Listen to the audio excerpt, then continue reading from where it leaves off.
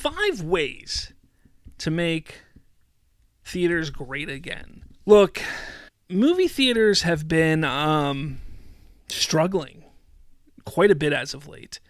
I don't know if you know this, but they have been. They've been struggling a little bit. Movie tickets are down like 40% over the last 15 years. I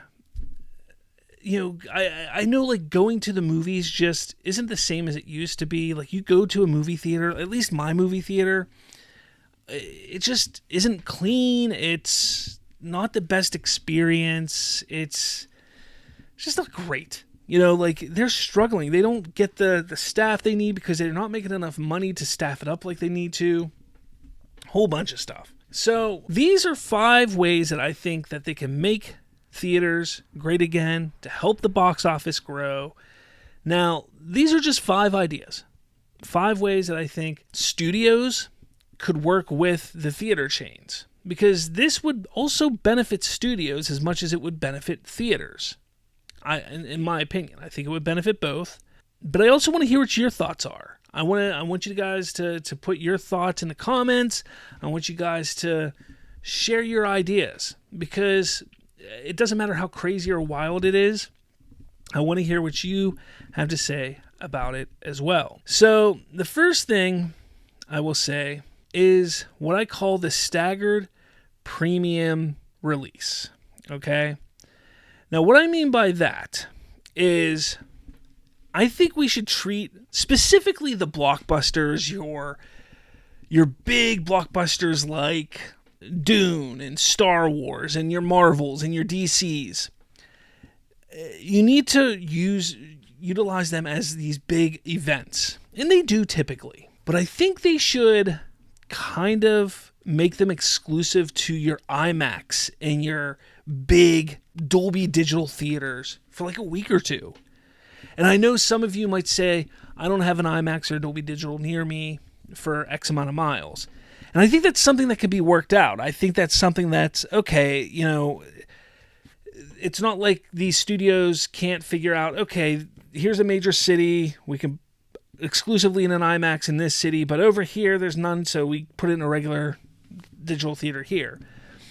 But the reason why I say that, and a big reason why I say that, is because, one, it would create a lot of buzz.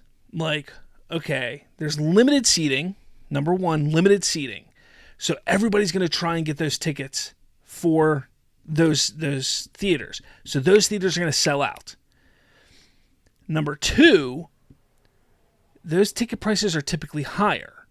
So it's going to bump up that box office big time, because those tickets are going to sell out. And if it's exclusively for that, that's going to help. Again, it's going to create a buzz. It's going to create that fear of missing out. And I think that could be an interesting idea. So, again, just an idea, just a thought. You release it first for a week or two in those premium theaters, whether it's a Dolby Cinema, a 4DX, a IMAX, any of those premium theaters for like a week or two. And then after that, you put it in your digital theaters as well. I know that some of the potential flaws with that, like I said, are not all areas have an IMAX. My closest IMAX is an hour and a half away, and unfortunately, over the last 4 months, it's been closed down for renovations. I didn't get to see Superman in IMAX because it was closed down for renovations. So I'm screwed.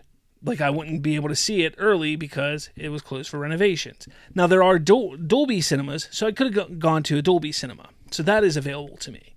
But again, you see my point. Like, you could get stuck in a situation like that. And that would just be something that, like, that Lowe's theater, if they're closed for renovation, they would have to work with the studio and say, look, our IMAX is closed. Can we release it in our digital format because of that? And they would have to work out an agreement to that. I just think that would be a smart idea and a different idea to just build the hype, build the excitement, the buzz, and you get higher ticket sales first and foremost. Just a thought. And the reason why I say that is because when I was looking at Superman tickets, I would look at the IMAX theaters, and they weren't all sold out. The IMAX theaters were not sold out that opening weekend. That would guarantee that they would get sold out that opening weekend. Again, higher ticket sales, a lot more money, just in my opinion. So that's number one. Number two might be a little bit of an odd one. A 90-day commitment. Number two and number three kind of go hand in hand with each other. A 90-day commitment. Every movie would get a minimum of a 60 to 90-day exclusive run in theaters. And what that means is no streaming. So it would not be on streaming at all. If the movie bombs or dips below, say, 60% attendance after 4 to 5 weeks, then fine, you can accelerate the clock to 45 days to come out, out of theaters a little sooner. But if it overperforms and makes more than the average for, say, its genre, it gets a re-release then 1 month before its home and digital release. Think of it as a victory lap to boost box office and get folks excited again. Studios get more money, theaters get a second wind, and everybody wins. So if you don't understand what I'm saying with that, is okay, so the movie, let's say the movie does really well, it's in for 3 months, 90 days. So it's in for 3 months for 90 days. And why say this comes out, or why 3 is alongside of it, digital should be delayed up to 6 months. So no movie should come out digitally on iTunes, Amazon, Vudu, all that stuff until 6 months after its theatrical release. But only if the movie performs well. If it underperforms, sure, drop it early to make up losses. So if a movie is a hit, let it breathe a little bit. Give it its moment on the big screen. So let it hit that 60 to 90 days exclusivity in the theater. But then give it a second run at month 5 in the theater. So at month 5, throw it in theaters again. Whether it's just IMAX, if you can get it in IMAX, or just digitally, doesn't matter. Just get it in theater for like 3 to 4 weeks. Build up that hype and say, for 1 month only, see Superman again in theaters before it hits digital on such and such a day. Get people excited. See if it works. It might not. But you're building that anticipation, that hype. I think it would be something cool to try out with some movies. I remember when I was a kid, I can't tell you how excited I was because, look, movies were in theaters for a lot longer. They were. They stuck in the theaters for a lot longer. That anticipation for a movie to come out on home video, and then once it finally did, you had to buy it. You just had to. But today, there's no need to buy the movie. There's no need to get it digitally. There's no need. Now, there is another reason for that, which we're going to get to in a second here, but there's no need for it. But if you have that build for anticipation, like you had it in theaters for 3 months, and then it goes away, and then you're just kind of like, man, when is that coming out? Man, I saw it in theaters. I had no way to see it right now. I would love to watch that movie right now. I can't watch it. Man, I just want to watch it. But you can't see it. Because it's nowhere to be found. And then all of a sudden they're like, hey, guess what? It's in theaters again the month before it comes out. Like, holy crap, it's in theaters again? I'm going to go watch it. I have to. And then you go and watch it again.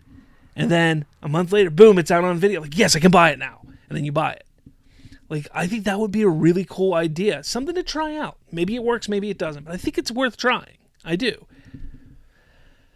Next up, 1 year to stream minimum. What this means is that this is a bold move, but no movie would hit streaming services until exactly 1 year after its theatrical debut. So that would mean, we'll take Superman again, for instance. It came out on July 11th.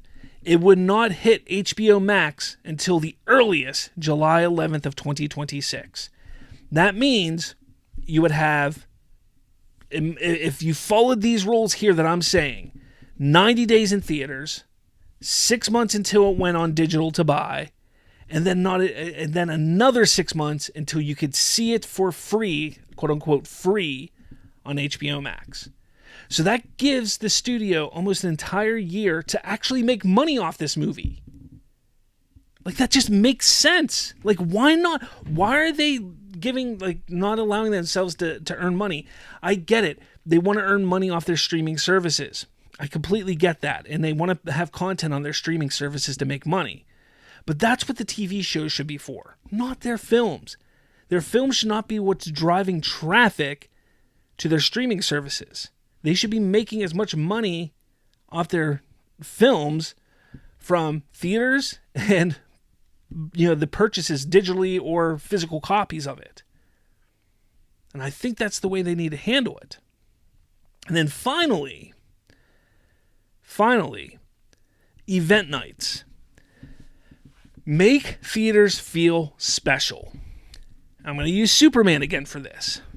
When Superman was coming out, theaters should have worked with, whether it's studios or even local podcasters or, comic book stores or things like that, and hold nights at their theaters for events for Superman, for these big movies, for Fantastic Four, to invite these things to host these exciting events at the theater, to make it a true event, to make it something exciting to come in. So when people come in, they're like, okay, this isn't just a normal theatrical experience. They're having a party here. This is fun.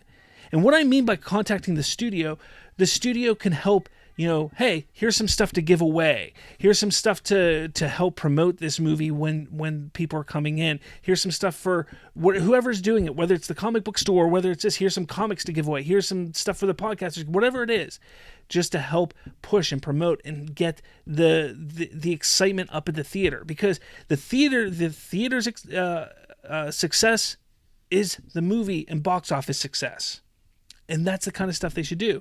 You could do it same with like any horror fests, for horror films during Halloween, during Christmas. You could do all that kind of stuff throughout the year. And it doesn't need to be every weekend, but once a month, or specifically with the big releases, you should absolutely look at doing something like that because it's fun. It brings people in. So those are my 5 things that I think would be a lot of fun.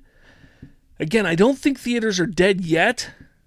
I think they're a little neglected, but I think this is the perfect time to start to think outside the box from a studio perspective, from a theater perspective, to really try different things to reinvigorate the theatrical experience, reinvigorate on how to bring money into the box office.